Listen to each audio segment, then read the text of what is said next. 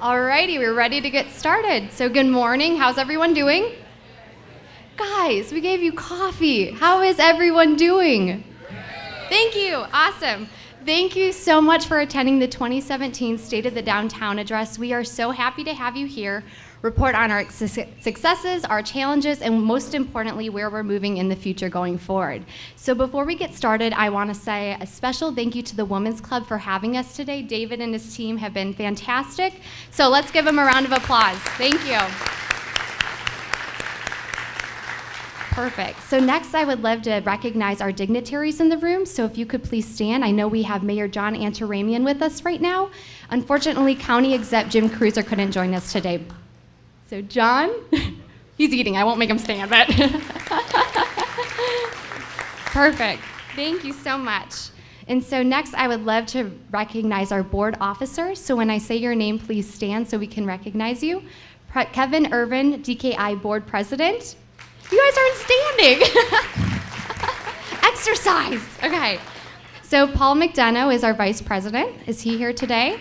I don't think so, but we'll thank him. And then Lou Molitor will not be joining us today because they have their legislative breakfast, but I wanted to recognize him. And then Jen Dooley, who is our secretary. Thank you, Jen. Thank you. And then at this time, I would ask our other board members to please stand as well so we can recognize you and thank you for your time and dedication to this organization.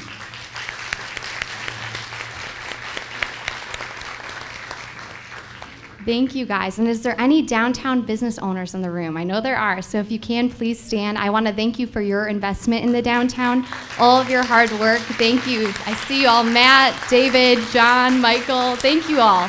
You guys do such a good job, and you bring such light and vibrancy to the downtown, so thank you for your dedication and choosing downtown for your business.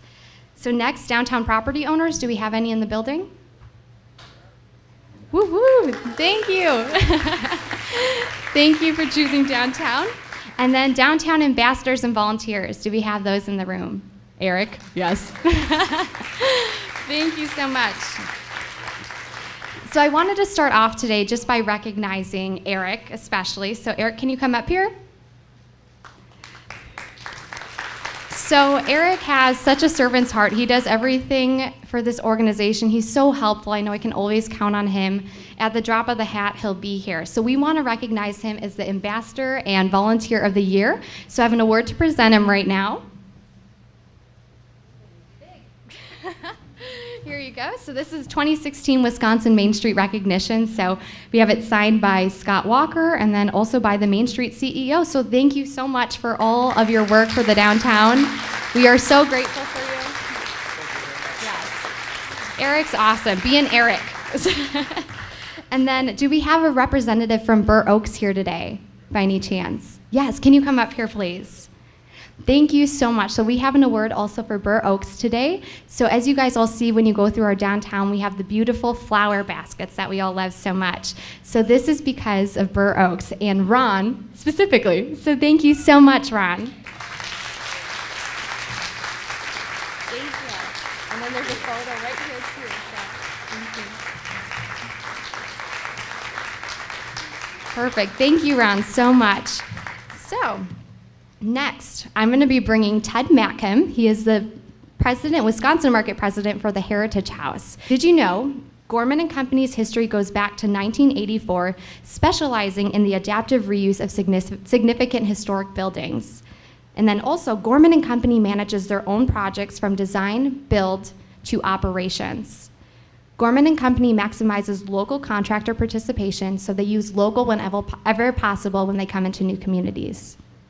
Also, Ted Matkom is the sole contact for any issue with the project and is in charge of all of its successes and also dealing with the challenges of it as well. So Ted has a wealth of experience in developing both residential and commercial real estate developments and is an accomplished developer. With a historic preservation focus, he looks at and invests in Frontier or pioneers new markets, so he's not afraid to take on new risks, the Heritage House being one of them. So that actually excites him, and that's his really sweet spot for his development projects.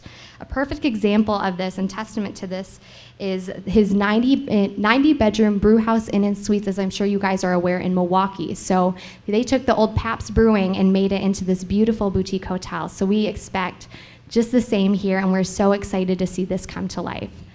So, and this is also, as I'm sure you guys all know, this is the largest investment in downtown we've seen in decades. So we are so excited to hear from Ted himself today. Perfect. So without further ado, Ted. Thank you. Thanks, Nicole. Well, good morning, and thank you for inviting me to speak today. As Nicole indicated, I'm the Wisconsin Market President for Gorman and Company. I am the main reason why we had to wait 3 years to celebrate the realization of the Heritage House redevelopment as a real live downtown project, not just a rumor. Yes, you can blame me.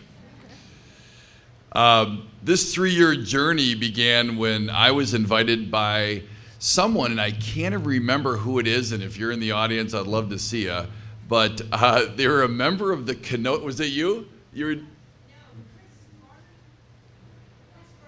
Chris, okay, because I didn't have her number. It was such a fantasy what she was telling me. I didn't even keep her contact information, to be honest with you. But she brought me down and she said, could you possibly save this building? And I told the city already had enough private funds to take down the Heritage House and just start over at that parcel. They were just done with it. And I think the community was kind of done with it. At the time, I didn't really have a passion for the building. Also, as a developer, it was pretty daunting when you see the city has enough money to tear a building down, and they weren't using taxpayer money. They said they had private funds. Not to mention, when I toured this building, there was so much water coming in from the roof that the north stairs had collapsed. A fire had decimated the second floor ballroom. Moss covered absolutely everything, and about a foot of water stood stagnant in the downtown or the downstairs basement swimming pool. Who knows what was living in that water? The most amazing part of the 3-year journey was that our partners essentially remained the same, and that was the city, who stood by our side through thick and thin, CABA, who was always at our side through thick and thin, Impact 7, First Business Bank, Fire, and WIDA. Somehow we all had faith that the building could be a focus of downtown redevelopment, a catalyst project to bring back a once vibrant downtown in the heart of a city that is making a roaring comeback. The questions our partners asked were, if you built an 80-room hotel in downtown Kenosha, are people really going to stay downtown as opposed to staying in the many hotels that are in the I-94 corridor? Second question was, if you rebuild the 400-room historic ballroom with a new great food and beverage concept and a new rooftop bar, are people going to have weddings, corporate meetings, and stay downtown and eat, drink, and recreate downtown like they used to? The answer to this question was a resounding yes. You're absolutely right. We are 110% bullish on downtown Kenosha. Downtown Kenosha has amazing things going for it, including, and I don't have to tell all you because you're preaching to the choir here, the lakefront, the Metra. You've got an amazing wealth of inventory of vacant parcels or underutilized parcels like the Heritage House, which can be used for redevelopment in this environment, in this economic climate, in the very, very near future. And hopefully we're the catalyst to make that happen. But I don't want to forget also our long-standing neighbor, to the Heritage House, who is really a big part of this project. With an amazing 5-star Italian cuisine, they've been a part of this community since 1988, and that's Mangia. And what's really great about Manja is we're going to have kind of a bar, pubish feel, along with some elegant dining with the ballroom. But Manja is that 5-star Italian restaurant that's going to be our anchor as well. So the entire block will have great food, bar, entertainment options, and act for a catalyst of further downtown development. We're hoping that downtown Kenosha, within 10 years, will be the place to live, work, and play in southeastern Wisconsin. I think we're going to get there.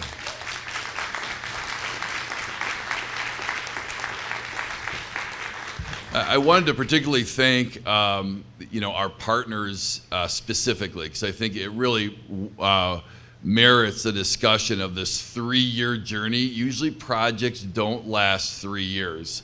I said no many times, and I think, John, you said no many times, and I think Keith said no many times, but we went back and forth, and Mayor John Antaramian was just there to get this thing closed. He was kind of the sledgehammer along with Frank Passetti to say, we are going to get this thing done, and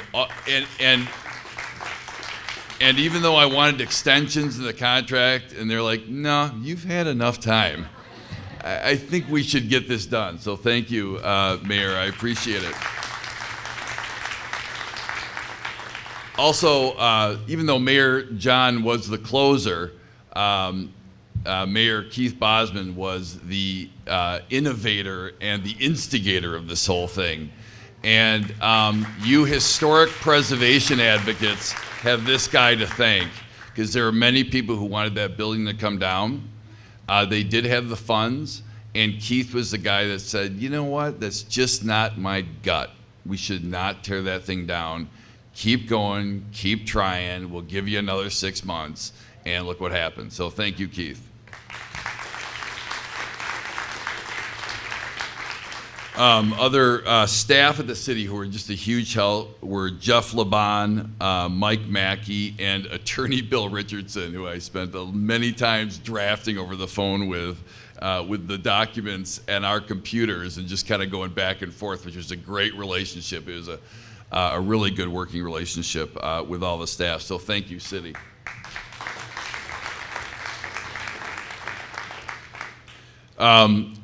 Of course, the other partner is CABA. And I sat in CABA probably the first week we were thinking about this. And there was one link to CABA that I had, which was Heather Wessling, who came from Wausau, where I just did a project. And it was a tough project in Wausau. And Heather and I had this kind of bond because we went through that tough project, got it done. And Heather was like, okay, here we go again. And I got introduced to Todd Battle, who's a great visionary for the downtown and great advocate. And all CABA ever asked was, what can we do next? So love to have an applause for those two.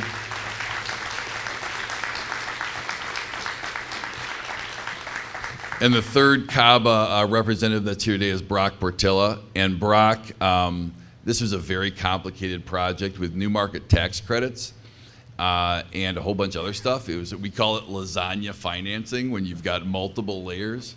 And Brock had to get his arms around it. And it's funny because every time Brock didn't understand something, he would just call me up and he'd be like, Ted, I don't get where the money's coming. Give me a call.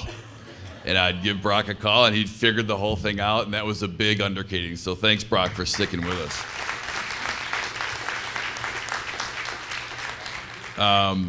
The third partner I'd like to acknowledge is WIDA. I don't know if anybody's here from WIDA or not, no, but Fashad Maltez, who you may or may not know, he brought the new market tax credits to the table. He made sure this project happened. Also, Kim Plocky, who you guys probably know, she was a big person that just kind of get the wheels turning at WIDA as well. So thank you to both of them, because WIDA is a big player in Kenosha. First Business Bank was our lender. Not easy to finance. Anybody here from First Business Bank or no? Okay. Not easy to finance a boutique hotel and a restaurant in a unique way in an unproven market. I mean, that's what it was. We were battling, there's no comps in downtown Kenosha.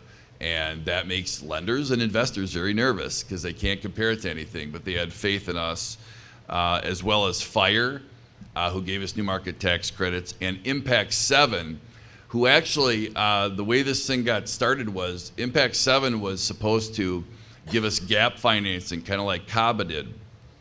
And they couldn't quite get their arms around the asset because it was a boutique hotel. And they actually found a grant that we got from the federal government, which was called an OCS grant. And what it does is it provides gap financing, $800,000, and then we as the developer agree to have a corporate mobility structure where low-income individuals who will be working in the food industry and the hospitality industry as dishwashers or bellmen or valet or cleaners can rise this corporate ladder within our organization, which is a natural thing for us anyway. At the brew house, we do this exact same thing. We're like, what an amazing coincidence that we do this anyway, and there's grants for this. So they gave us $800,000 that they got as a grant from the federal government to fill that final gap, and then we'll have that corporate mobility structure in place to help people in Kenosha rise and the income levels rise. So that's a really great story.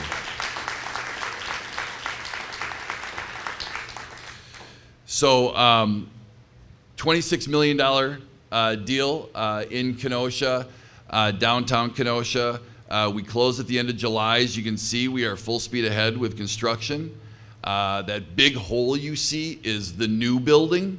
That will be the 65 rooms. We'll have 15 historic rooms in the old building, as well as the 400 room ballroom, which will be an amazing, I think, wedding center. That used to be a wedding center, and I think it's going to come back in its full glory. Some other things that happen at the Elks Club we probably won't do, but most of the entertainment stuff that was in that ballroom will continue. And we're really excited because the response that we have gotten, which is really key to the success of a business from the corporate community, is amazing. Carthage College, Jockey, Snap-on, Uline, people have been like contacting us saying, when are you opening? Can we have our holiday party here in December 2018? And that's when we're opening, December 1st.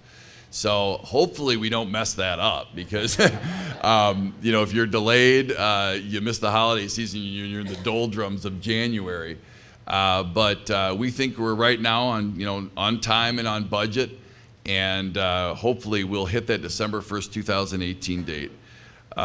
So thanks again. Unfortunately, I have to run. My mother's having a surgical procedure, so I had to just kind of make a cameo and get out. Thank God my video didn't work.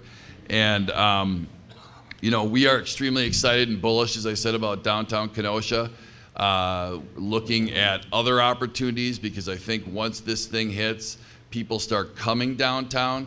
You're going to have a great problem in downtown, which is parking. And that's a good problem because that means you have too many people. And the mayor, I know, has strategies for that. Not to set you up, Mayor. I don't know if you want to talk about that or not, but he does have strategies for that. He does have a plan because we wouldn't have done this if it wasn't for that plan. And you guys, I think you're in the right place at the right time. And if you have property and businesses in downtown Kenosha, I think you're only going to appreciate. So thank you so much. Appreciate all your attention.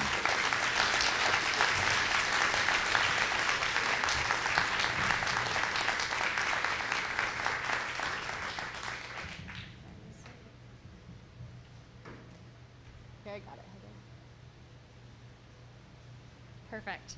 Thank you so much, Ted. So what an exciting project for our downtown. I mean, like he said, it is going to be so catalytic for our downtown, and there's no better time to be downtown than now.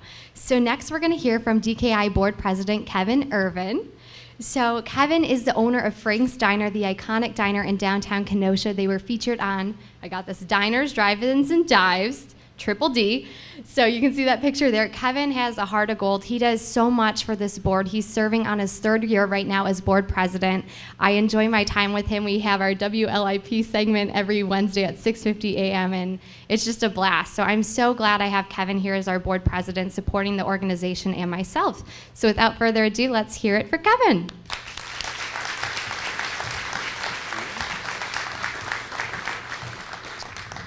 So I was walking downtown the other day and saw Captain Hook, and I said, "Nice hook, where'd you get it?" And he said, "Secondhand store." That was the cleanest joke Julie would let me tell this morning, so thank you. Anyway, I'm Kevin Ervin, AKA Bad Santa, and I'd like to welcome you all to the 2017 State of the Downtown. We have a lot of important people here to tell you important stuff. I'm not one of them, so I will be brief. So been an interesting year downtown.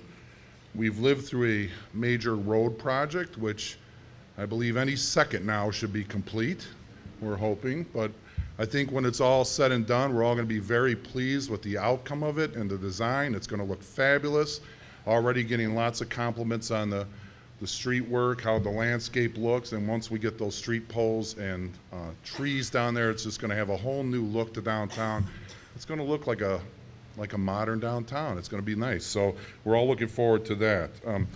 Some other things that happened, thanks to our mayor, the old Garbs building came down. I know a lot of you have fond memories of going there and buying purses for your mom back in 1955, but it's been vacant for quite a number of years, and Francisco will attest to this.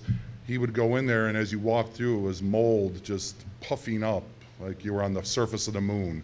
So that had to come down, I'm sorry to say, but it's down now, and that leaves, like Ted said, one of these great parcels that are now ripe for some developer to come in and put up something fabulous there. So that was a good thing.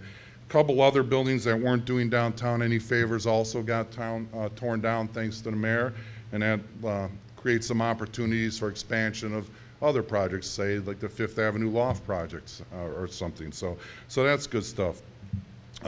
Alex Kundra, who's not here, but he and the Orpheum Theater project moving along incredibly. I mean, if you haven't seen that, yeah, give him applause. He's not here, but that restoration project moving along really nicely, and I urge you to go on Facebook, befriend the Orpheum Theater. He's posting images all the time, and I believe his plan is sometime in the next month or so to have the lobby area open, which would be rentable for people to use for meetings and such like that. And he's incredible job he's doing. He's gone so far as to find the original carpeting, and that's being done. His sister found the original wallpaper, and they're putting that up. I mean, it's going to be restored in a great manner. So kudos to him. Other cool things going on. Probably by next spring, Ted mentioned parking going to be a problem, but next year or so, plans will start for a new parking ramp downtown. So that'll be awesome. Everyone knows. I'm from Chicago. People park 3 miles away and are like, "Hey, I got a parking space." Here, if someone can't park in front of Why Not, they get, I had to park across the street at, Cooler near the lake, so there's no parking downtown. But to me, but it'll be great because we do need it, and it's going to be a huge parking ramp. And so next year, plans will start, so in a couple years, we'll have that going. So that's fantastic. KYF project should start construction soon, and Fifth Avenue Lofts, they are in the home stretch of Phase 3. That's going very well. If you go by there, you can see that it's almost completed. And that was another, Phase 1 is a success. It's everything they said it was going to be, and they're holding true to that word. So Phase 2, I have no problems thinking that that's going to be exactly what they say too. So that's a great thing for downtown. More housing, more people down there means more people shopping, means more business opens, blah, blah, blah, blah, blah, blah, blah, blah, blah, blah. It keeps going, so thank you. Of course, we've just heard what's happening with the Heritage House. This is my 3rd year, I think, up here, as Nicole said, and every year I'd say, next year we're going to have that Heritage House, next year. So finally I could say, the damn Heritage House is growing, yay! Thank you very much, everybody involved in that. It truly is a catalytic thing. It's going to change the face of downtown, so congratulations to everyone who were there. So DKI, what did we do? Oh, we just had a little pop-up beer garden. That was a whole total success. Brought tons of people downtown. Utilized a space that wasn't being utilized a lot. It's got other people thinking about, hey, what can I do at Simmons, since the creative space had a party there this weekend.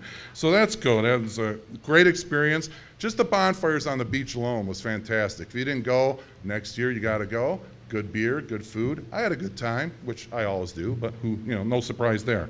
So anyway, let's not forget the Facade Grant Program. There's a number of people here in the room who contributed to that, gave us money, CABA for one, and some other lenders, and I'd like to thank them all and people who worked on that. Arlene, Bob Maroney, Nicole did a fantastic job. So we finally got the Facade Grant Program going from a dream to a reality, thanks to people like Nicole and others securing that funding. So now if you're a downtown business, you can apply for a grant to fix up the front of your building, restore it maybe to that historic look. Once we get those historic looks, people go, hey, what a cool downtown. We look like Cedarburg, blah, blah, blah. So we're looking forward to that. So some other new businesses moving forward. Hazel Grace came here. Myrtle Maze expanded. The Sugar Box. Swedes, in honor of our friend Eric Olson, who passed away last year. And 58 Below have all opened downtown, are doing well. New businesses coming soon. Slip 56. The new Rustic Road should be opening about October 1st. Exciting new venture from the guys at Grease and Honey. That's Sazzy B and those folks, for those who don't know. Then we're looking forward to that. That's going to be another exciting venture, a little kind of boutique hotel down there with a restaurant on the bottom and rental space. So great to them. Kudos. I mean, there's been a lot of great investment in downtown in 2017, and we're poised for really good investment in 2018 and already 2019. So lots of good stuff happening, in my opinion. We're moving in the right direction. Like any major project, there's bumps and things along the way, and it takes time to get through to it, but downtown is moving in the right way. Downtown is the heart of our community. It's our city center. Will it ever be the downtown people remember from the past? No, but that's okay. I don't want to live in the past. I don't think anyone else wants to either.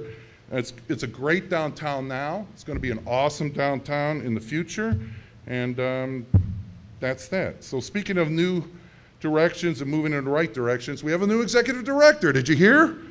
Yeah. It's my third time saying that. Hopefully my last time.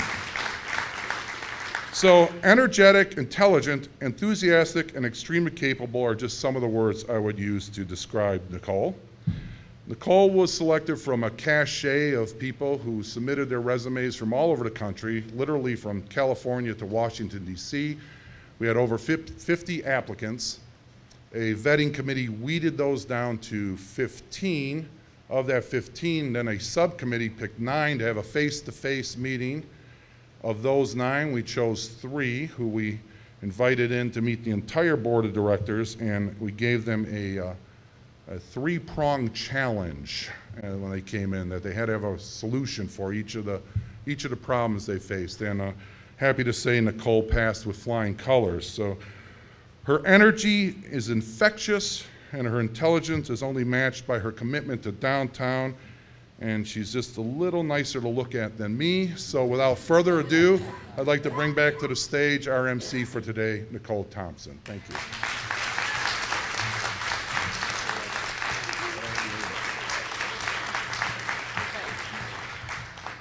Thank you so much, Kevin. That means a lot. So next we're going to hear a message from our mayor, John Antaramian. So born in Kenosha, Antaramian graduated from UW Parkside, like me, fellow alum, so that's fun, and served in the Wisconsin State Assembly for 10 years. Mayor Antaramian has served for several terms now and is continuing to push the downtown forward during his second phase.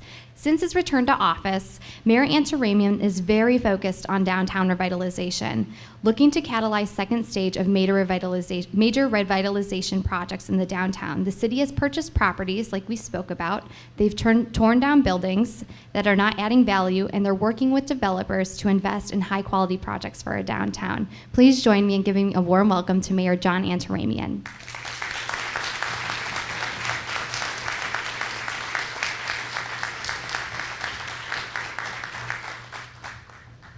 Well, good morning, everyone. I'm done. Kevin took all the fun out of the room. He's listed all the things that are going on. It is an interesting time in Kenosha, not just for the downtown, but for the whole city. And there's some interesting challenges that we are going to face over the years. First off, I do want to also make sure that everyone understands, as far as the Heritage House goes, how much Mayor Bosman was involved. And I have to be careful, because every time I do this, I want to call him Alderman Bosman, because that's what he was when I was mayor last time. So Mayor Bosman was very, very important in the Heritage House happening and deserves the credit for making that happen.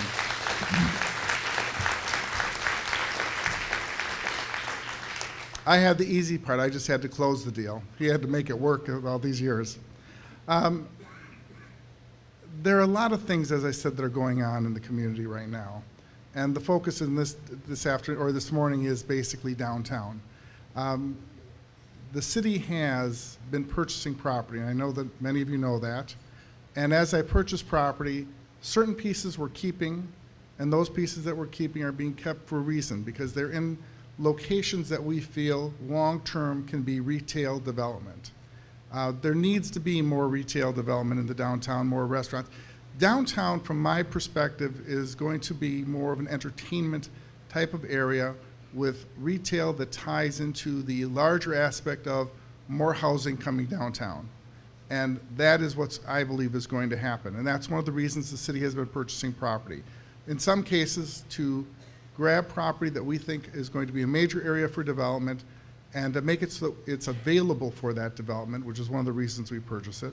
Also to maintain it, because a number of the buildings that we are purchasing, in some cases, if left much longer, are going to be properties that are going to have to be torn down instead of repaired. And so we are picking up selectively properties that we think are important. Now, how much more property we pick up all depends on the price of the properties now. We had targeted a number of properties, and we've taken the properties that we wanted initially. Now it's a more selective choice. As opportunities come, we'll look at the property. If the price is right, we'll pick it up. But those are things that we have been looking at doing and will continue to do. On the lakefront, the city has purchased on the south side of the downtown a number of parcels, and those parcels are all starting to come down. Garbs is down, a 2-unit is down. There is another property directly north of the 2-unit will be coming down, and another 8-unit to the south, and another 12-unit across the street. So all of those properties are targeted to be torn down, and that will be a development area. The interesting part is that we, for the first time in a very long time, we have a group of developers from Milwaukee and Chicago looking at our community. And the good news is that we've always had people come and look. In this case, we have developers who actually have a track record that have done big projects. And those big projects mean what we call mid-rise developments. And mid-rise is somewhere between 6 and 10 stories. So there are people who are seriously looking at Kenosha. Excuse me. So that opportunity is there. Now, will it happen? I believe it will. When it happens, that's another issue. As far as the parking issue in Kenosha, I did chuckle as Kevin was talking about if you can't park in front of something, you don't have parking. That is, regrettably, a fact of life in Kenosha. But a parking ramp is necessary. And so the city is in the process of starting the review and design of a parking ramp next year, and hopefully the following year we will begin to build one. The funds are available, and we're ready to go on that aspect. So that is something you will see in the future, in the not too distant future, as that design and development begins. There are a number of other issues that are facing us, not just in the downtown, but in the surrounding area. The city and the county are working together on properties. The city and county have come to an agreement that every year certain properties on back taxes are being transferred to the city. Now, this is more than just in the downtown area, but throughout the central city. And those properties then are transferred to the city, and the city is either demolishing those properties, the city is working with other entities to do rehabs of some of the properties, and the ones that are being demolished, the city will basically land bank for future development. But that all is basically covering the whole central part of the city, and every year the city and the county will agree on about a dozen pieces of property that will be transferred. That is a way for us to try to clean up parts of the neighborhood and also get control of properties that are just sitting and doing nothing. And that becomes, I think, very, very important for our future. Areas that are related to the downtown is going to be Simmons Island and Southport Beach House. The city has put money in our budgets for both of those projects to bring those buildings back up to the proper historical image and usage, because they're not being used appropriately. And when I say that, I don't mean in the sense it's being used badly. It's just that the usage is not anywhere near what it should be. And the lakefront has come back. Going to the beach, maybe 20 years ago, I would like to say when I was growing up, but I wasn't growing up 20 years ago. People basically weren't going to the beach. Now they are. And that seems to be something that is happening more and more. So now we need to program. Now, the city of Kenosha has done a wonderful job over the last 20 years programming our lakefront. You're starting to see more and more activities, things that we hadn't seen in a long time, coming back to the lakefront. Now you're starting to see that. So now the question is, how do we tie our lakefront to those facilities? The one bad piece of news that we have a problem with that doesn't deal with downtown, but deals with the lakefront in total, and that is we have large areas of revetment walls along the lakefront that are failing. Now, they're not failing tomorrow, but over the next 10 years, we probably need from Southport all the way up through Kennedy to rebuild all those walls. And that is a massive task. And initially, we were looking very positively on the fact that we could get at least maybe 50% of the money from the feds. After hurricanes occurred in the south, I guarantee you all the money is now going south. We will not get any money for those walls. So we now have to figure out how we're going to do that. Because in the end, you can't let those walls fail. If they do, there's a huge amount of damage that can be done to the city. So that's something we're gonna have to work out and fix. And so that's an area that we're working on. So as far as downtown goes, as far as all the things that are happening, I think downtown has a wonderful future.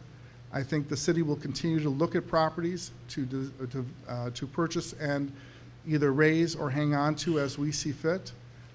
If the price is right, it's not something we have to do now. We picked up the properties we wanted.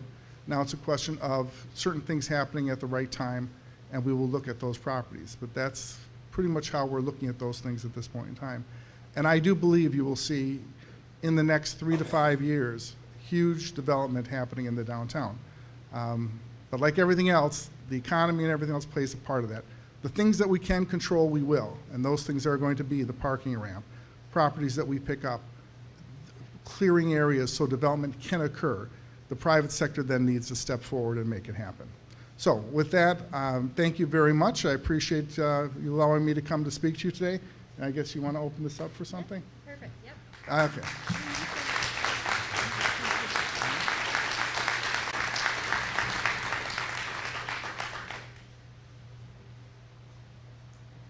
Thank you. Did you want to open up for questions? Or?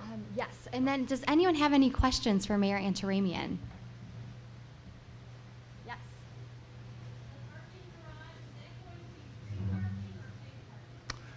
That's a good question. I'm not sure we've totally decided, but I think part of it will be free parking. Part of it will be parking for certain businesses that need certain amounts of space. So it'll be probably a combination type of thing as to certain areas in the parking ramp will be guaranteed for certain businesses. The rest of it will be free parking. At least that's the intention at the present time. Any other questions? Yes. Have you finalized any plans for the old Chrysler site? The question is, have we done anything finalized for the Chrysler site? The Chrysler site has probably another year before it'll be clean. We have probably another $5 million we need to spend on that site to get to that point. We have the issue of putting bugs in the ground, or enzymes, whatever you wish to call them, because I have a 20-acre part of that site that has oil down 20 feet, and it's about 20 feet on 11 acres. And though I have pumps making sure it doesn't leave that area, I need to now find a way to neutralize a good percentage of that before I stop the pumps. So the only way to do that is through basically pumping bugs or enzymes into the ground that eat the oil, and then the bugs die off and it's an inert situation. So we're probably a year away from the cleanup being done. We have been working with the business community, talking about options on that site. But I don't see, that's not going to be something that's going to be fast. And I know everyone wants things to happen quickly there. But the reality is, that's going to take, it's going to be a slow process because it needs to be done right. This is an opportunity in the central part of the city that changes the whole central part of the city if we do it right. So I'm in no hurry to do something just to do something. We'll do it in a rational way. We'll do it, make sure that it's a project that works, and then we'll do it by pieces and make sure it's done right. Okay, Yes. one more question. I love the trolley on wheels this summer. It turns on 68th Street. Will you ever plan to get that down to Southport Beach House and then all the way back up to Kennedy Park? Actually, yes and no. The question is these rubber-wheeled streetcar or trolley that goes up and down 3rd Avenue at the present time, are we going to go to Southport Beach House to Kennedy? At some point in time, the plan is, and again, I don't know if it'll happen next year or the year after, to go from basically Southport all the way to Carthage and hook up those two pieces. For those of you who remember, we have now expanded our transit system, and it's actually worked fairly well. The evening operations, those have been, I think, well received. For something that's going to take time to develop, we actually can get people to work on second shift and get them home. And you can even do third shift in most cases, the way it's set up. There are a couple parts of it that are not working as well as we'd like it to, and we knew that was going to happen. Some of this is trial and error. And so we're going to probably revamp some things next year. And one of the things we'd like to keep on trying to do is expand the north-south streetcar on the lakefront and see how well that works, because that's, again, a optional route. But yes, I think we'd like to extend it from Southport all the way to Carthage to see if we can tie the Carthage kids into the downtown. Yes? Signage for that trolley, because I have a lot of questions, people say, well, where do I get it? And I don't think people know that they can research downtown, I have Airbnb people come. I actually don't even know what to tell them. Yeah, you know what? I'd love to tell you that I have a good answer for you. I don't. We're bad at that. Sometimes there's certain things we do a good job at, and some things we kind of fell down on the way. But signage seems to be an issue that we have to address at some point in time here with the transit department as to how we're going to do it. So I don't have a good answer for you right now. We'll look into that, but that is an area where we have not done a good job, and we need to look at. Just want to comment that being one of the gas towers in the park area, we're very thankful to be part of the trolley route, and we really appreciate the circle walk that we have. Yeah, we wanted to tie the art. Art is so important to the downtown. I am a big believer of that. And so we wanted to make sure that we could do whatever we could to bring the galleries in tight so that the boaters and or anyone else visiting could easily get to them. And the streetcar going past them was an idea that we think was important. One last one? Well, okay.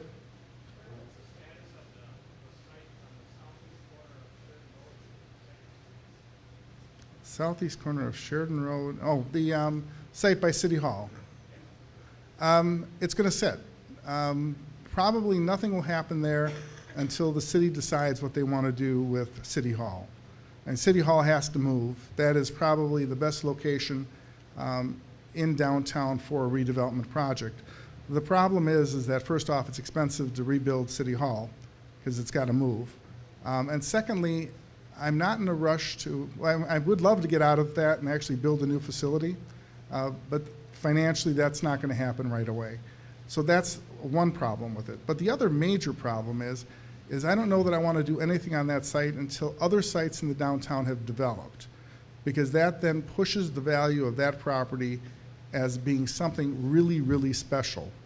And I think that would be something, because it's large enough, and if you tie that to the other parcel, you may potentially do parking on the other parcel, because there's a sewer line, a massive one that goes through that property, and you're looking at probably $750,000 to move that line if you build on that site. So whatever I do, I need to have a project that's going to be well worthwhile to build there, And to do that, I think I want to wait until other properties in the downtown have been built up and used and then come in on that site, because that, I think, becomes the gem of the downtown sites.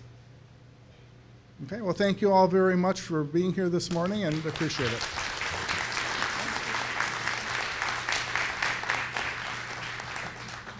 Thank you so much, Mayor Antaramian, and I'm sure after hearing all this, it's so exciting to see his leadership and the direction he's taking the downtown and the progressive action they're taking, so thank you for that. So next, you're going to be hearing more from myself. So my name is Nicole Thomsen. I'm the Executive Director of Downtown Kenosha, Inc.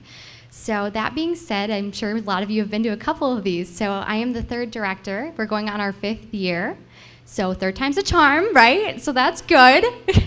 But as you can imagine, that has its own set of challenges. But I'm so passionate about this downtown. I've grown up in the Kenosha area.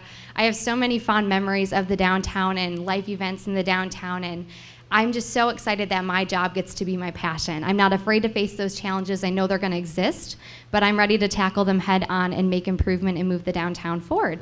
So that being said, I think I bring a nice new young perspective as a young professional in the area. That's really a lot of our market for the downtown moving forward too. We want this to be a place where people, old and young, come to live, work, play, and invest, and I believe I bring that perspective. So today we're going to be all talking about moving forward. So past is in the past, like Kevin said, our downtown's never going to be what it was in the past, but I think that is an okay thing. It's actually a great thing. So we're going to be talking in the future moving forward today. So let me grab this. So with the direction of our board, we have decided to take a look at our organization and, being new into this position, I'm going on my 5th month right now, really taking a step back and looking at the strategic direction of where we're going as an organization. So I created this chart here. So we are implementing what we call is strategic doing. So it's strategy, but it's also initiated simultaneously with action. So this starts really at the bottom right here, as you'll see. So expanding our operating budget and diversifying our funding. There's a lot of things that we are looking into where we can either have annual campaigns, we can create donor relationships, there's crowdsourcing, there's a lot of other ways we could be growing our operating budget. And then you move up. So we'll be starting our annual budget planning now, and also we'll have a new budget in place for January of 2018. So that's going to be our compass of our organization, and also going back to that strategic doing, and will give us a clear direction of where we're heading and what projects we're going to be focusing on for the year. Leveraging partnerships with key stakeholders. So we're going to continue to make connections to leverage bigger investments in the downtown moving forward. And then next, you can see we're going to create core values which guide us. So we need to know what we stand for as a downtown and what is that glue that holds us together. And then you move up, and then that story brand creation. So a big part of that is not only us knowing that, but you all knowing that and feeling a part of it as well. Because at the end of the day, this is our downtown. It doesn't take, you can't move this downtown forward with one person. It has to be a community effort, both downtown and outside of downtown. So we're looking at how we can grow that and communicate that message outwards so we can get more people involved. And then moving up, refreshing board expectations and roles, having more of a hands-on approach. And then all of this as you go up will increase our resources, which are going to be funneled back into our organization so we can help the downtown business owners and provide the tools they need to succeed. So this is our DKI toolbox. So as an organization, this is what we can offer to the business owners in the bid district in our community. So we just launched a facade grant program, so we're really excited about that. That's a 1-to-1 matching grant. So how it works is a business owner would apply. They'd go through an application process. We have a weighted scoring matrix that we put them through. We have a subcommittee who goes through that. Once we pick our initial projects, we bring the Wisconsin Economic Development Corporation out, and they will do a facade rendering for these buildings. We'll move through the process. So it's capped at $10,000 per party right now. So that person would put up the 20 grand right away. They would go through the process, and then after 30 days and then meeting the design guidelines, not going and painting their building hot pink or something not cohesive, we would give them the 10 grand back. So that's really the gist of how it works, but it can be anywhere within that range of, whether it's $100 or up to $10,000. So that's going to bring tangible brick and mortar improvement to our downtown, which we are so excited about. And then also you'll see next is we keep a full inventory of downtown buildings that are available for lease or for rent or to buy. So we're able to, when people come to us and they're looking for new businesses, I act as a funnel for that, whether it's new developers, new business. I meet with those people. I take them around the downtown. I talk about the opportunities and what's coming and what is right now. And I'm able to communicate that to both the developers and the new business. We also, right now, as a county-wide initiative, are consulting with Jones Lang LaSalle.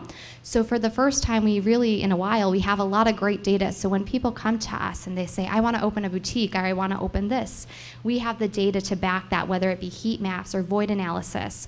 So we have a lot of great tools to help businesses coming in, as well as businesses that are already in the downtown. Promotion, obviously, you guys all know our brochures that we do, our website, our Facebook pages, where we advocate for our business owners down here as well. We also are going to be in the future developing on-site technical assistance. So we have great relationships with the SBDC, WIBIC, and there's so many resources out there where we can help you and come to you, whether it be succession planning and all of that. So we're able to be an advocate for you and help you move your business forward. And then, of course, special events. So we have lighting up, snow days, just to name a few. And then a new one we added this year, which was the downtown Kenosha pop-up beer garden. That was so wildly successful, more than I could have ever imagined. It was really cool to activate that underutilized city space. And not only that, but within 8 days we held this event, and we brought in close to, combined with food and beer and all that, it was close to $80,000 we brought into that weekend. So that is a huge win to show what you can do with these spaces. We have, and this is, Simmons Island is not the only one. There are so many spaces where we could be activating it, creating a unique experience. And so real quick before we move on, I want to thank our facade program sponsors, so Southport Bank. So if anyone's here representing the banks today, can you please stand when I call your name? So Southport Bank, thank you guys so much. Thank you. Tri-City Bank, anyone? No? State Bank of the Lakes, I saw you, Gary. A representative from CABA, Todd. Kenosha Community Foundation. Is there anyone there from here today? We'll still give them a round of applause. And then Exhibit Systems as well. So this program wouldn't be possible without these sponsors who are really crusading the way to show tangible brick and mortar improvement in our downtown, which we're so excited about. And then, like I said, moving forward, the role of Downtown Kenosha, Inc., we do business retention and expansion visits. So what that means is I meet with the business owners downtown. I learn about their successes, their challenges.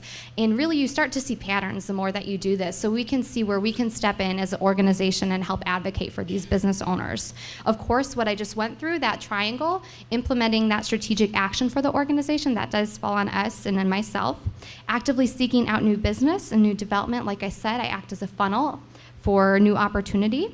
And then also big vision execution is placemaking, new business, new development, which all lead to an increase in our operating budget, which allows us to do more with our downtown business owners, whether it be events, workshops, all of that. So the more that we can have, the more we have to offer. So that's really our goal moving forward.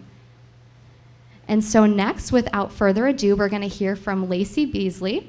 So I actually had the pleasure of going to dinner with Lacy last night, and she is, you'll see when you meet her, she is just such a contagious, infectious personality. She's just so sweet, but so incredibly intelligent and knowledgeable, and I thought it was so cool. We were talking, and she actually started her journey out in the chamber in, was it Alabama? Yeah, or Tennessee, yes, Tennessee. And so she actually has experience in a lot of what we do as an organization. So it was really cool to talk about that, but also see how she's grown in her position as well into this nationwide company who really does a phenomenal job talking about retail. So without further ado, here's Lacy Beasley.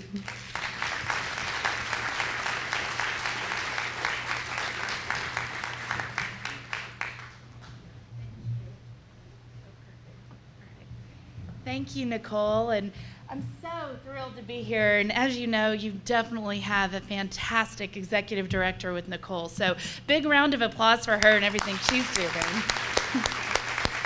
Did enjoy dinner so much last night and got to stay at the Coffee Pot Inn, which was also a real treat. That was just an awesome place. So had a lot of fun in my time in Kenosha, and it's just awesome to see your energy. I mean, everybody here just clapping and being a part of this, and clearly have a lot of passion for downtown, which is really what it takes. So I'm excited to share with you a little bit today about what I'm seeing on a national level with retail. So let's imagine a scenario, if you'll go with me through this, and you've probably even experienced it yourself. Imagine yourself on Black Friday, right? You've just spent a few days with Thanksgiving. You've been cooking. You've been enjoying family. If you're anything like me, you've had a few cocktails. And your alarm goes off at 4 a.m. There's all kinds of deals out there where you can go shopping and get these great deals. And it's freezing cold outside, and you can get up and bundle up in your big coat and go out and run the risk of being trampled. Or you can wait till Cyber Monday, and you can sit at home and get all those same great deals, sit on your couch with a hot cup of tea, get better variety of sales, and have it all delivered to your home, get all your Christmas shopping done. Now, I don't know about you, but I'm choosing Cyber Monday. Can anybody relate to this? Did anybody do this? Yes. So then you're watching a couple months later, and January, February rolls around, first quarter of the year, and you start seeing all these closures, these announcements, Kmart, Sears, Route 21, Payless Shoes, they're all closing. And what happens? You start thinking, wait a minute, I've done all my shopping online. Now all these brick and mortar stores are closing. And then you start seeing the Wall Street Journal and the New York Times saying, retail apocalypse, e-commerce is killing retail, brick and mortar. And we all start to look around and say, what's happening? I've done that. I've shopped online. What happens to our small businesses? What happens to our town based on us going to Amazon or other online vendors and shopping? Well, guess what? 9%. Think about that number. 9% of overall retail sales are done online. Only 9%. So all this news about the retail apocalypse and e-commerce killing brick and mortar is not true. It is really the way the mainstream media is delivering this message to us, and it's not capturing the full story. So what I want to do today is share with you a little bit about what we're seeing with those trends. Now, it does vary by category. So you can see here electronics, appliances, apparel. It's a little bit higher in those categories, but it starts to drop off. It's only about 6% of home products, sporting goods, food, automotive. Who went out to eat online? Who got their hair cut online? There's still a lot of services. You can't get your nails done online, right? So there's a lot of things that we still crave that are experiential based, that we still want to go out there. We want to visit these stores, whether they're national or local businesses, and we want to have those experiences. This is one retailer that filed bankruptcy this year. This is a Radio Shack ad from 1991. Can y'all call out some of the things you see on this? I know it's a little bit small, but what do you see? A phone? A computer? Tape recorder? Video camera? Right? 1991 Radio Shack ad. Radio Shack filed for bankruptcy. If you were to add up all these products, it's kind of cut off on the top right there, but all these products, 13 products, over $3,000 in 1991. With inflation today, over $6,000 for all these products. Guess where you can find all of this today? If you have one, hold it up. Yep, your smartphone. That's right. All of these products you now have in your telephone in the palm of your hand, right? So it's the retail killer. Retailers have to adapt or die. They have to adapt to technology and these trends that we're seeing today, or they will be challenged. Now, it's pretty amazing to look across the board and realize an excellent report came out about a month ago, said 48% of the closures that were announced this year came from only 16 retailers. So it's not the retail apocalypse, it's those 16 brands that didn't remain relevant that are now closing stores. Payless is a great example. Payless is closing about 1,000 stores. Well, there's a dozen other shoe concepts that are opening anywhere from 30 to 50 new stores this year. So there are just as many openings happening on the other side of it. So what all the retailers are really looking for now is what they're calling omni-channeling. What this is a seamless integration between your online sales and your brick and mortar locations. You have to have both today in order to be relevant and keep your store sales up and be top of mind for people. So how does this relate with downtown Kenosha? Anybody in here use Yelp? Any Yelp users? Handful? Has anybody rated your restaurants downtown? I travel the country. First thing I do is I go to Yelp. Every time I go to a new city, I want to look at the highest rated restaurants on Yelp and go visit that local restaurant. And I absolutely love it. It's my go-to source. This is a great example of how you as a community can get involved and help those local businesses with a form of omni-channeling. Anybody have the Starbucks app? Very convenient, yes. You buy your latte online, and then you just go up and grab it. It's a preloaded card, and then you get points, and you get a free one. You know, it keeps up with everything. This is what retailers really have to do. My sister owns a clothing boutique in Lubbock, Texas, and she put so much time and effort into her online store. And what's interesting is she found that her in-store sales increased by 30% when she developed her online store. So those online stores aren't necessarily supporting itself, but what it's doing is it's driving people into her store. And she uses that with her social media, Instagram, Facebook. She's constantly posting things that's capturing those millennials, and they're very interested in coming into her store as a result of what they see online.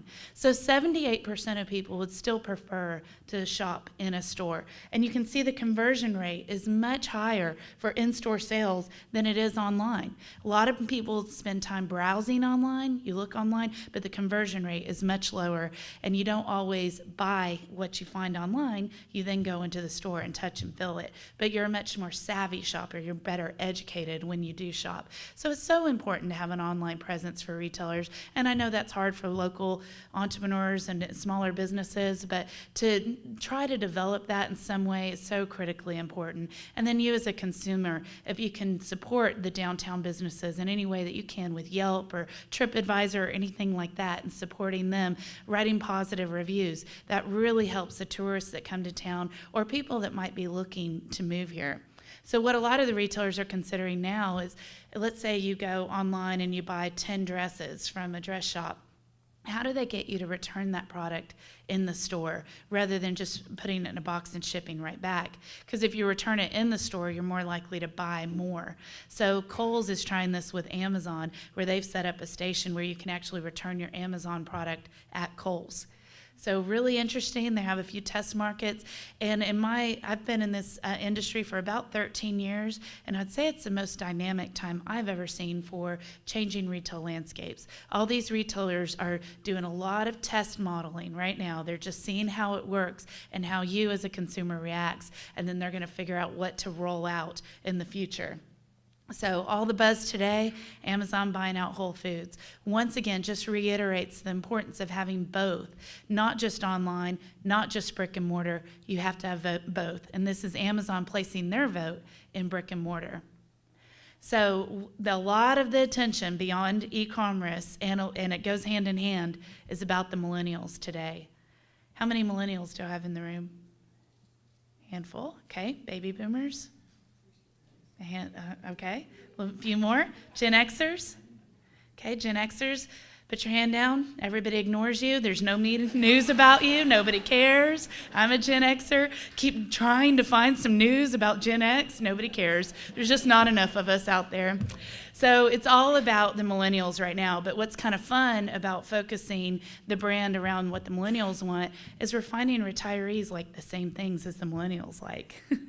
So it was really cool driving around downtown Kenosha, and I saw a lot of people that appeared to be retirees out exercising and walking the streets. And it's just, I think the city has really positioned themselves well to attract both, which is so critical to the future of development of cities. So over half of millennials would rather give up their sense of smell than their technology. So anybody in here rather give up your sense of smell than technology?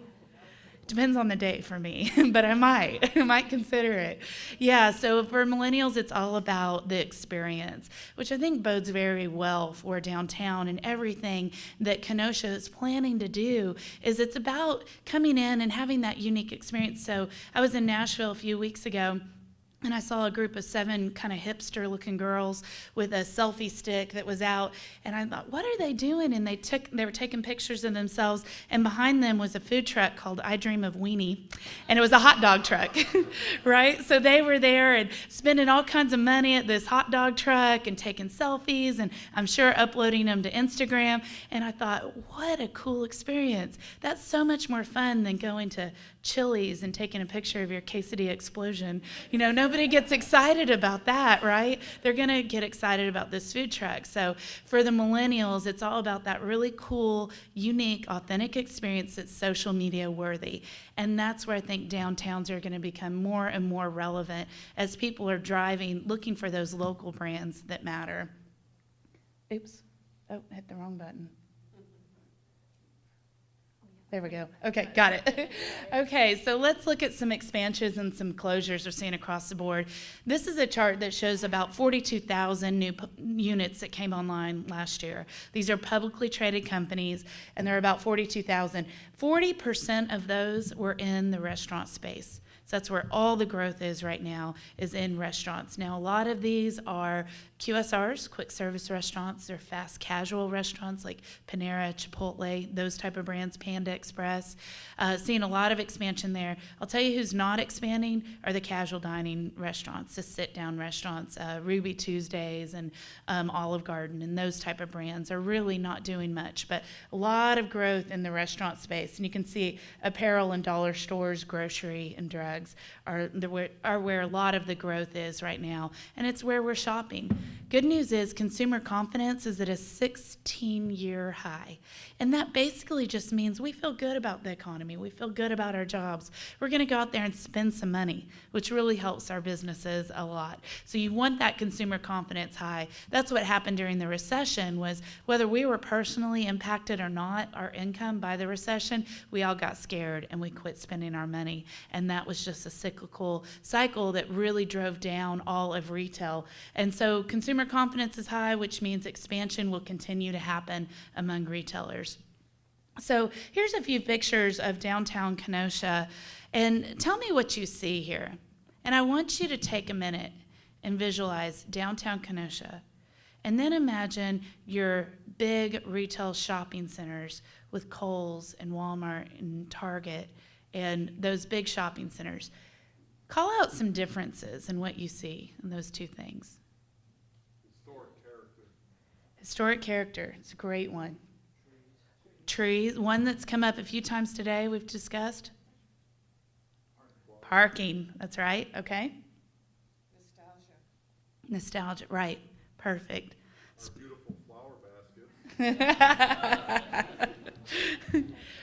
There's definitely a difference in downtown retail versus national retailer. And I know you know that intuitively, but let's discuss what those differences are.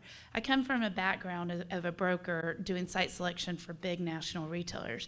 And primarily, every retailer is going to look at 5 site metrics. They're going to be convenience. It's all about convenience. Is that retail brand on your way to work, on your way home from work? Coffee shops, they want to be on the AM side of the road. So wherever you live and you're going to work or you're going to school, you can take a ride in and a ride out and get your coffee at a drive-through. A grocery store wants to be on the going home side of the road, right? So you can pull in, pull out, and be 3 minutes away from home so your ice cream doesn't melt in the middle of the summer, right? These type of things. So retailers are so particular to be right there where it's extremely convenient, and that's what's driving these nationals. It's visibility. They really care about that strong signage and visibility. Actually, cutting down the trees probably helped a lot of the visibility that you have on Main Street. It's interesting when you're driving down and you look at, okay, can I see that sign? Can I see what's there? Malls across the country, the just subpar malls, are dying. And what they're doing is looking at demalling those, where they're moving those storefronts with an exterior entrance so that we as consumers have visibility to the store we want. We park right in front and we pull in. Parking, huge. It came up earlier. Parking is critically important for these big national retailers, and I'm thrilled to see that you're looking for that for downtown. And access and traffic counts. So as I mentioned, as you're going in and out, it's those ingress, egress, it's traffic lights, it's all those type of things. So these are what the national retailers are looking for. And that's why you see a big difference with downtowns are primarily not national retailers, they're local businesses, and that's where you get the character and the nostalgia and those type of things. It's because these national brands are really have a model that they care about. So that's what I love about downtowns and what makes them unique, and what will be so good for their future is it's very rare to see those big national brands downtown, but I think we are starting to see a shift. And I'm excited that Kenosha has really positioned itself well in the event that the marketplace does change. And there's a pendulum that swings in the history of real estate. And it used to be all about downtown. And I think we're going to start to see that shift back. But you have to keep in mind, as a consumer, that every time you spend your money, you're placing a vote for what you want to see in the future of the marketplace. So if you want downtown to thrive, what do? Shop downtown, support these businesses, support these restaurants. Rising tides float all ships. You really need to spend your money here locally, support the businesses that will then attract additional businesses. And the more you do that, as the city positions downtown for all those 5 site metrics that the big national brands care about, it's up to you to spend your money to support them. And all that will come together for a beautiful future for downtown Kenosha. So we all know JFK quote, a little adaptation to it here. So what I would challenge you with here today is ask not what downtown Kenosha can do for you, but what you can do for downtown Kenosha. Thank you.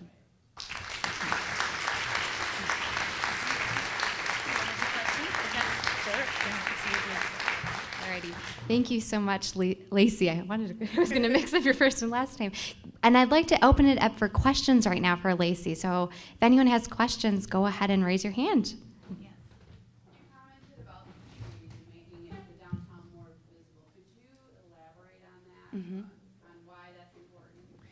Well, when you're driving, it's surprising how lazy we are as consumers. And when visibility is blocked, it's not top of mind to see those stores and that signage. And we tend to just really gravitate to what's very convenient, visible, and top of mind. And sometimes trees block that. I do like the idea of the flowers and the plants and things like that that still keep that greenery and the aesthetics there, but don't block the signage. You talked earlier about, or validated that people are shopping in stores and brick and mortar now. What are your thoughts on business hours as it relates to that? Oh, great question. Well, and we had a very good dialogue about this last night, and it was something, when I worked at the Chamber of Commerce in Middle Tennessee, my first job was a tourism director. So first thing I did was I went to every downtown business and visited with them about what their challenges were, their struggles, their desires, and then I talked to the tourist and the community about why they weren't shopping downtown more. And so many of them said, I'm working when they're open, and when I want to shop there, I can't shop there because they're closed. And it really created a challenge for those businesses to be open at the same hours that the consumers were wanting to shop. One thing about national retailers is if you think about a mall or a shopping center, they have consistent store hours, and so they can really feed off of that cross-shopping from one to the other. So I do like the idea of consistent store hours as a clustering. There's a big difference in downtown. You know, if you have a shopping center, then that developer can negotiate leases for co-tenancy clauses, hours, things along those lines, exclusions. If you have this brand, you can't have that brand. So they can kind of master plan a whole shopping center. Downtowns are very different in that you have business owners are separate than property owners, and each one of them is different for each business. So to really have that overlay of that consistency of store hours creates a bit of a challenge, but what I would do is just encourage you to think about who your consumers are and what's convenient for them. That's what's driving all of retail today is convenience and value. And sometimes those two things can really be a challenge for us as consumers. I know I live in downtown Birmingham in a loft, and we just had a Publix grocery store open down the street. And even though it's not quite as convenient as shopping on Amazon, I can go down the street to that Publix store and buy everything I need in Publix. And what I want to do is place my money there because I want more businesses like Publix to open there. So I have to consciously make a mindset that I'm willing to inconvenience myself and maybe even spend a little bit more, because I know that that matters for the downtown businesses. So fortunately, Publix is open during the hours that I need. So I'd say if you, I know it's hard to own your own business and you can't be there 12 hours a day, 7 days a week. Maybe you can, but that's just a challenge. Then maybe there's a way to set up some sort of online store or appointments or something that's very service oriented where you can be available to the consumer after store hours. Any other questions? Can you speak at all from your experience to the value of having visual arts in downtown? Absolutely. I mean, obviously, theaters and music, that's kind of obvious, but, Kenosha has great public sculpture. In your experience, is that something that really adds value? Absolutely. My mother and my brother both have their masters in fine arts, so I definitely come from a place of believing in that and the passion for it. But it's not just what I personally believe in my family background. It's what we see in evidence of commerce that's generated through the arts. So there's a great report that was put out by Cushman & Wakefield, and it's the top 100 cool streets of America. And they actually have a meter, and one of them is for the arts. So what comes to mind is the Wynwood neighborhood in Miami. It's full of murals, the whole neighborhood. It was just kind of a rundown area where they had mural artists come in, and it generated foot traffic. And I think public arts is important as well. I had the privilege of going to your museum yesterday, which was just awesome to go through the museum, and you're so fortunate to have the museums down here, but even more and more for the public arts, that where people are walking around, and it creates that feeling of warmth and aesthetic and uniqueness. There's a mural in downtown Nashville that has its big angel wings, and people such as myself, I could go stand behind this and it would create the big wings on the building, and it's social media worthy, right? Everybody takes their picture, they hashtag it, it has the hashtag, and you upload it, and then you can go see everybody else who took that same picture, so it's an interactive play. You need to get down to the lighthouse. Okay. Kenosha Lighthouse is a similar mural. Oh, okay, excellent. Good for you. Okay, good. I'll have to go by and visit it. Great. Would you say that those kind of visual arts appeal to millennials? Absolutely. Yes. Yeah. Okay. In your short time here, and given your experience in what you do, what are we missing? What's our next step? What should we do? The more restaurants and breweries and bars you can have, the better. So, whether you're a drinker or not, but that's really what drives downtown revitalization. It attracts millennials, it attracts retirees, it attracts people. So that's really where the growth is, and that's a good place to start. You have some great ones already. Had a fantastic dinner last night at Sassy Bees.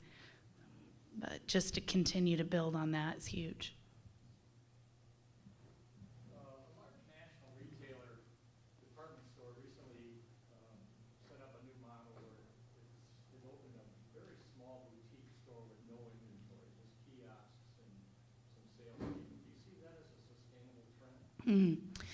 I personally do not. I am seeing them test model that, and it's kind of more of a showrooming type concept. I think it's innovative, but I don't see that as sustainable personally. It's a great question, though. And, the big thing that's burning on my mind that I think we all need to plan for is autonomous vehicles. And that, I think, really helps downtowns, actually, as you're looking at parking. I mean, it's amazing. We were talking earlier at breakfast how in a Walmart parking lot, I'll park out here and I can see the door to Walmart, so I don't mind to walk all the way across. But, you know, in a downtown, you're 4 spaces over around the corner, and it's far fewer steps or feet from the front door to the parking spot. But we tend to, as consumers, just... I don't know why we have a mental glitch on that. So I think autonomous vehicles will be a great thing for downtown because they can drop you off right in front of the store and then go park off site and then come back and pick you up. And Elon Musk, which he always has a shorter timeline than what's realistic in anybody's mind, but he estimates in 10 years everything will be autonomous as far as vehicles. So I double that in my mind. So I think 20 years, but it's something to start planning for and thinking about right now.